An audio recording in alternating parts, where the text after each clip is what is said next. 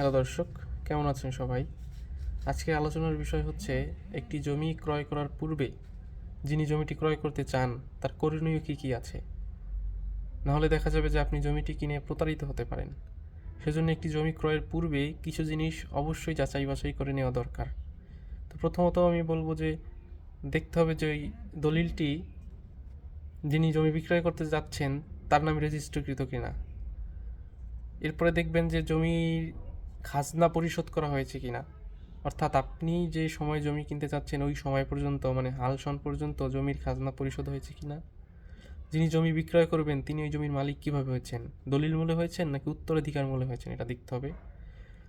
জমিটি কি আংশিক পরিমাণে কোথাও বিক্রয় করা হয়েছে কিনা, জমিটি যার কাছ থেকে ক্রয় করবেন ওই জমিটি খারিজ করা কিনা, অথবা দেখতে পারেন যে ওই জমিটি যিনি বিক্রয় করবেন তার সহ শরিক যারা আছেন তারা ওই জমিটি ক্রয় করতে আগ্রহী কিনা।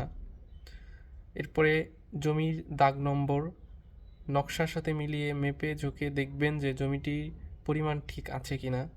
মূলত এই বিষয়গুলো একটি জমি ক্রয়ের পূর্বে দেখা খুব জরুরি।